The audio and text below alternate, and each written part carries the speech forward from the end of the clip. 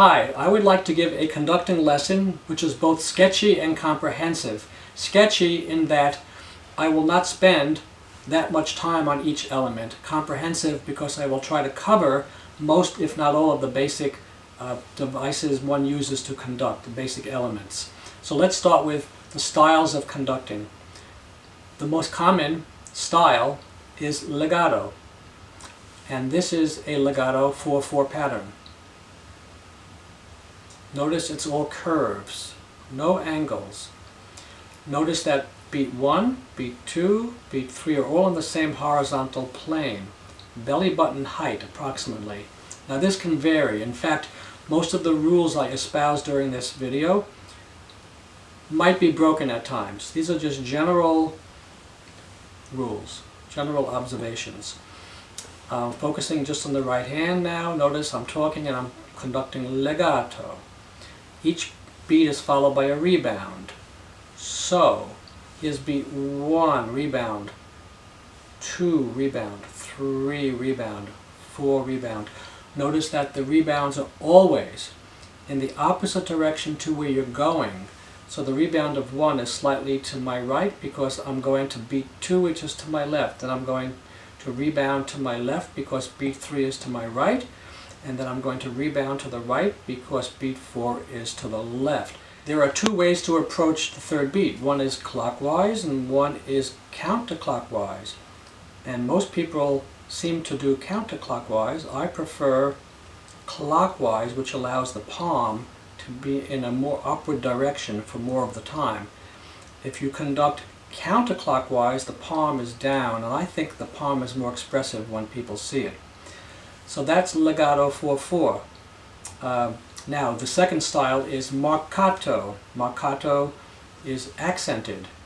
Hallelujah. Angles, angles. 1, the rebound is at an angle up and to the right. 2 is in the same place it is for legato, but instead of having a smooth loop, it angles. It's hard to see, but it's there. 3 angle. Now notice in an ideal situation, the height of the rebound is the same for legato as it is for Macchiato. Watch. Here's legato, which is smooth and where all the motion is the same. There's the same rate of motion throughout, as if you're conducting underwater and there's resistance. It's the same speed. But Macchiato is different. It speeds up, and as it rebounds, it comes to a halt, slowing down right before the halt. It's tough to see if it's fast, but let's do a Macchiato slowly. So it starts off slow and increases in speed. Okay, then there's staccato. That's the third style. Rarely used. It can be just from the wrist. Make sure that the third beat is not where the first beat is. It's further to the right. Or you can express staccato with a bit of a bounce of the arm. But this is clearly not legato, it's clearly not Macchiato, which is really accented more. Staccato is basically from the wrist. And then a subdivision, a sub-style of Macchiato is poco Macchiato, which is a combination of Macchiato and legato, more Macchiato, and that's still angular rebounds, but a little less dramatic, a little less fierce. Poco Macchiato. Macchiato, where you get to the rebound as quickly as you can. Okay, those are the styles. Now let's do patterns. So here's 4/4. I'll do legato patterns. And here's 3/4. And here's 2/4. Now with 2/4, you'll notice I'm sort of tracing an umbrella handle. Or I can come out a little more to the right for the rebound of 1. Either way. Okay, now 1. Let's say a piece is in 3, fast 3, and you don't want to go 1, 2, 3. So you go 1, 1. So it's just down and up. Start to notice that gravity plays an important role. It's like you're bouncing off a trampoline. So it's very fast. When you bounce, it slows down. It's like throwing a ball in the air. Now, if you want to do legato 1, it could be a little more curvy, like a banana shape. Okay. So, now let's do 6/8. 6/8. 2, 3, 4, 5, 6. 1, 2. Notice that 1, 2, 3, 4, and 5 are all in the same horizontal plane, and they're all equidistant from each other.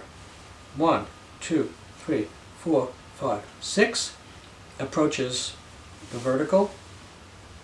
It's really interesting.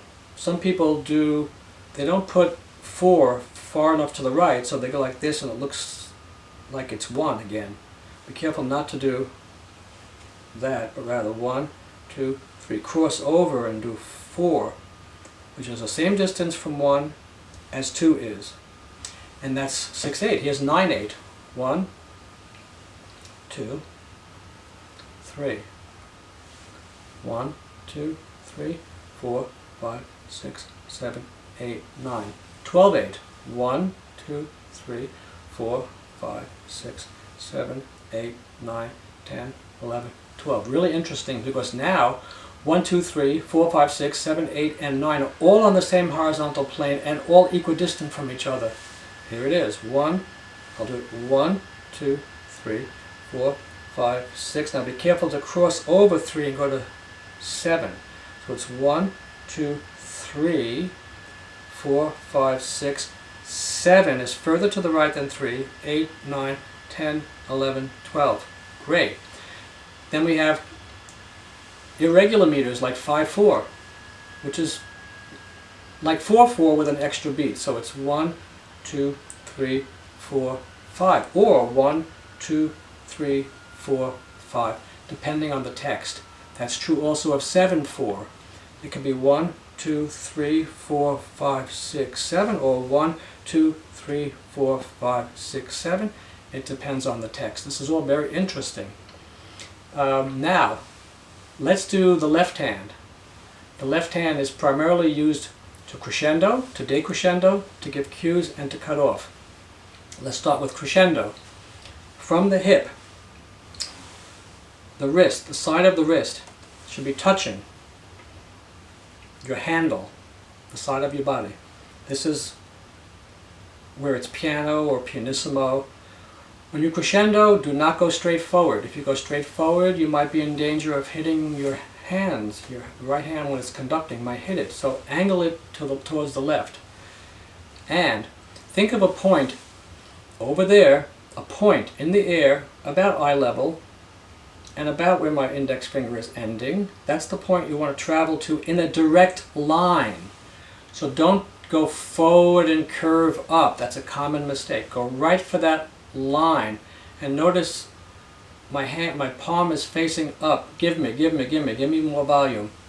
And then when it gets to the top, you rotate the wrist quickly, and the fingers should be pretty much straight up in the air, and you should retreat back to that spot. Now if you have a 1 measure crescendo, so let's say from piano to forte, do not do this. 1, 2, 3, 4, no, do this. 1, 2, 3, 4, 1.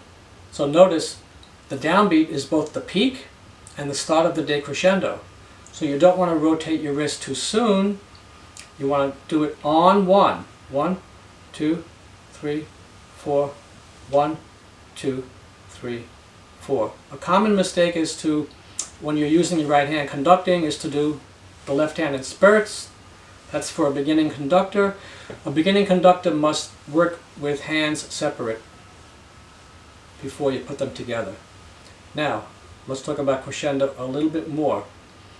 Also, be careful not to go too high or too low. Don't go straight out, because singers have trouble, anybody would have trouble, if you did a subtle gesture that's straight out if they're 100 feet from you. So always go up or down, never just forward. Okay, now let's talk about cueing. So, let's say the sopranos are to my left and they're coming in on beat 1. So, you want to have your hand situated around here so you can retract it and go forward. If you're bringing them in on 1, you want to have no motion between 3 and 4, like this. 1, 2, 3, 4, 1. Because on 4, you're giving the retraction, the prep gesture for the cue itself. So you don't want to approach a cue and the anticipatory gesture in preparation for the cue with any kind of fluid motion. You do not want to do this. 1, 2, 3, 4. It's confusing. You want to just give them time to breathe, which is 1 beat. 1, 2, and notice the finger, index finger is semi-pointing. It's in a neutral position. It shouldn't do this before it goes back because it looks like you want them to come in. So just relax a bit. This means something very different from this. It's unbelievable. So, this is neutral. 1, 2, 3. It goes back and up because when you cue, it goes down and forward. Cue should not be straight ahead. They should not be up. And gravity. Think of sideways gravity. As if you're throwing a ball in the air and it gets slower and comes down. Think of it in this context, where it starts fast, slows down, speeds up. That's a cue. Another way of cueing, if you have a large ensemble, is to retract in the same way, but come forward with that gesture, with the palm up. If you have a small chorus, you have 4 sopranos, 4 altos, a pointed index finger suffices. With a large group, you might want to do like that. Even at the beginning of a concert with a large chorus, you might want to do this instead of pointing when there are 100 singers on stage. Okay, that's the cue. Now the cutoff. The cutoff should be circular. Should be a complete circle. There are variations on this. There are variations on everything I'm talking about, but what I'm doing is presenting the basics right now. So, a cutoff. I like to think that I'm starting on 6 on the clock, going clockwise, and ending on 6, with the palm facing the left, to the left, like this. It might seem awkward, it might feel awkward, but it's very effective. Some people cut off different ways. I've seen everything. And I've done things differently. But these are the basics. So cue, cut off. Now let's talk about the prep gesture. The concert's about to begin. They're coming in on the downbeat.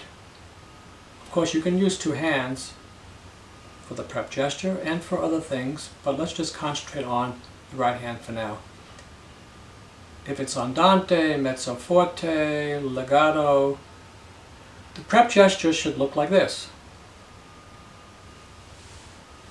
So, where does it start? Most conductors who are studying don't know quite where to put their hand. Here, here. No. The prep gesture should start from the end of the rebound of the previous beat. So, if you're giving the 4th beat, which you should, if they're coming in on 1, you should start from the end of the rebound of 3. 1, rebound, 2, rebound, 3, rebound, right there. And don't go like this.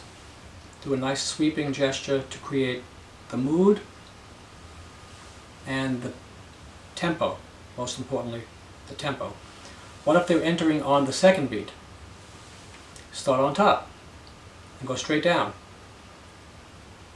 This might be a little too high, you can start here.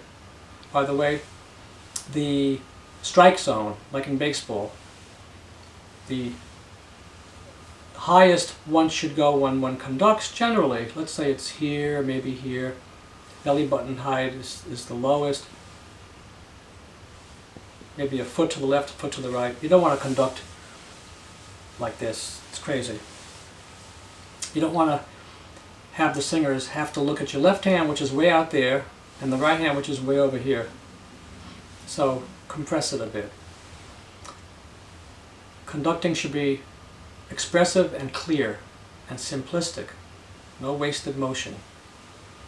I'll talk about wasted motion in a bit. So getting back to prep gesture, let's say that they're coming in on the third beat.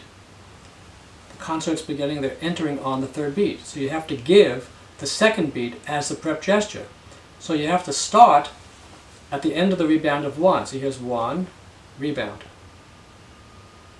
2, 3, etc. That's the prep gesture. And when you cue, as I've said before, let's call the retraction the prep gesture for the actual cue. When you cut off, let's call the beginning of the motion the prep gesture for the actual cutoff. You want to be consistent so they know when to breathe and how to think ahead. Okay, now let's talk about fermatas, a very comprehensive subject. When I teach in universities, I spend weeks on fermatas. But basically, the reason is because every fermata is either released with a gesture which is followed by a pause, which is then followed by a prep gesture, or the release is the prep gesture. And you have to figure out for every fermata what you want to do. It gets more complicated than that. Let's say you have 4 quarter notes per measure. You're in 4/4, 4 quarter notes. The fermata's on the first quarter note, 3, 4, 1. And you want the cutoff to be the prep gesture. So you would not do a complete circle. You would do almost a complete circle, and the cutoff, being the prep gesture for 2, would be beat 1, like this. Fermata 1, 2. So notice it went from 6 o'clock around the clock, and at 12 o'clock it went pretty much straight down, like this. 1, because that's the downbeat, straight down. If you have a half note in 4/4 time on the downbeat, and there's a fermata on the half note, 1. And then the cutoff has to be 2 if the cutoff is the prep gesture. Well, 2 is over there, so how do you do that?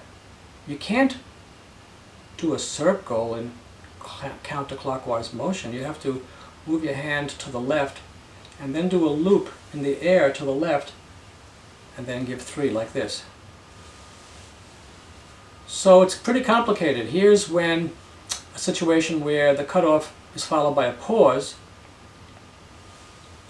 cutoff, pause, and then 3, 4, 1. But what if the prep gesture is not 3, because you're not coming in on 4? Let's say there's a half note and another half note, and the first half note has a fermata on it, 1, so it's 3, 4, 1, 2, 3, 4. Let's say you have a dotted half note followed by a quarter note, and there's a fermata on the dotted half note. 3, 4. Notice I traveled through the air, did a loop so that I ended up to the right. Before, I traveled through the air before cutting off, and I gave a loop on the left because you had to go to the right after that. It's quite complicated and fun to try to figure out. Fermatas should always be approached from above. Don't do this. No, from above. And although most of the time composers do not write ritardando before a fermata, I think maybe 50, 55%, 60% of the time that you express a fermata, you want to slow down a little bit. 1, 2, 3. Here's a little demonstration of all things working together in rapid succession, in no particular order.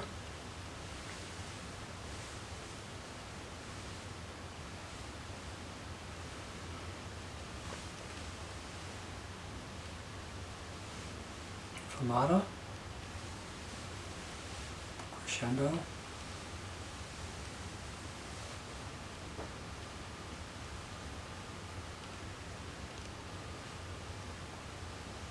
switching meters,